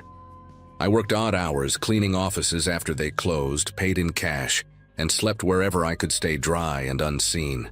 That storage facility became my compromise with reality. Renting a small unit felt like a loophole, something almost clever, a place with cameras, fences, and rules that kept most people away at night. I told myself it was temporary, just until I saved enough for a room somewhere. That night started like any other, quiet, routine, almost boring in a way that made me relax more than I should have. The unit I used was narrow and smelled like dust and old cardboard, with a concrete floor that held the cold no matter how many layers I wore. I arranged my things with military precision so nothing scraped or rattled if I shifted my weight. The metal door, when lowered just enough, left a slit of air that felt like breathing through clenched teeth. I always waited until the facility went dark before settling in, listening for the distant hum of traffic and the occasional clank of someone leaving late. That evening, the silence felt heavier, like the building itself was holding its breath. I remember thinking it might rain, the way the air pressed against my ears. Sometime after I lay down, the stillness broke in a way that didn't belong. Footsteps echoed down the row, slow and deliberate, not the hurried pace of someone grabbing boxes before closing. Each step had weight to it, the sound bouncing off the metal doors in uneven rhythm. Then came the unmistakable grind of a lock being turned and a unit door lifting nearby. I counted the seconds between movements without meaning to, my mind cataloging every sound like it was evidence. Whoever it was didn't rush, didn't fumble, didn't curse under their breath. That scared me more than anything else could have. Without warning, the overhead light snapped on, flooding the corridor with harsh white glare that seeped through the crack under my door. My heart hammered so hard I was sure it had a sound of its own. Shadows moved across the concrete as someone walked past, stopping occasionally, testing locks one by one. I could hear the faint click of metal and the soft scrape of fingers along door handles. My thoughts split in two directions at once. Stay perfectly still and hope I blended into the building, or take the risk of slipping out while the noise masked me. Every instinct argued with the other, and the space around me felt suddenly too small to breathe. I pressed myself against the back wall, pulling my jacket tighter, trying to control the noise of my breathing without thinking about it too much. The footsteps stopped right outside my unit, close enough that I could see the shadow of shoes through the gap. There was a pause that stretched longer than it should have, followed by the soft rattle of my lock being tested. It didn't open, but the sound of it being touched made my chest ache. Whoever was out there leaned close enough that I caught the faint smell of oil and something sharp, almost medicinal. I realized then how thin the metal door really was, how little separated me from being discovered. The person moved on, checking the next unit, then the next, following a pattern that felt methodical instead of random. I shifted my weight carefully, inch by inch, making sure nothing brushed the floor. Sweat gathered at the base of my neck despite the cold, and my legs tingled from staying too still. Through the crack, I could see flashes of movement as the figure passed under each light. The way they stopped, listened, and then continued told me this wasn't casual. This was someone making sure everything was exactly how they expected it to be. A low voice carried down the row, not loud enough to make out words, but close enough to know someone else might be on the phone or using a radio. That changed everything. One person was terrifying, but the idea of more than one made the air feel heavier. I thought about the exit at the far end, about how far it was, about how loud the gravel sounded under shoes. Staying hidden meant trusting that my presence hadn't already been noticed. Leaving meant stepping into the open under full light, gambling that speed would beat attention. When the footsteps moved farther away, I slowly lifted the door another inch, just enough to see the corridor clearly. The lights hummed overhead, and at the far end, a figure stood near the office, clipboard in hand, checking something against a list. Another person emerged from between units, nodding as they passed each other. That was the moment I decided. I waited until both of them turned away, then slipped out, keeping low, closing the door as softly as possible. Every step toward the exit felt like it echoed, but no one called out. I didn't stop moving until I was beyond the fence, lungs burning, hands numb, carrying everything I owned on my back. I didn't go far at first, just enough to put distance between me and that building. I sat behind a row of dumpsters across the road, knees pulled in, watching the facility from the shadows. The light stayed on longer than usual, and I saw one of them walk the perimeter fence with a flashlight, sweeping the beam along the ground and the gate. It hit the spot where I'd slipped through not long before, paused there, then moved on. That pause told me everything I needed to know. If I had stayed inside, if I'd hesitated even a little longer, I don't think I would have walked out on my own. I waited until the lights finally shut off again before moving. My hands were stiff, and my shoulders ached from tension more than from the cold. I took a longer route away from the area, sticking to side streets, listening for engines slowing down or footsteps changing pace behind me. Every sound felt amplified, like my body was still trapped in that narrow unit. I didn't sleep at all that night. I just kept walking, stopping only when my legs threatened to give out, replaying the sequence of sounds in my head over and over. The next day, I went back during regular hours, trying to look like a normal customer with a reason to be there. I packed my things fast, avoiding eye contact, half expecting someone to stop me or ask questions. No one did. The office clerk barely glanced up. That normalcy was unsettling in its own way. I dropped the key in the slot, walked out, and didn't look back. I didn't argue with myself about it or tell myself I was overreacting. I knew better after what I'd heard and seen. I never slept in another storage unit again. I found a different arrangement not long after, one that didn't rely on being invisible. Even now, when I hear metal doors rolling up or locks clicking into place, my body reacts before my mind does. I don't know who those people were or what would have happened if I'd stayed hidden until they reached my door. What I do know is that trusting that place to keep me safe almost cost me the only thing I had left, the ability to walk away,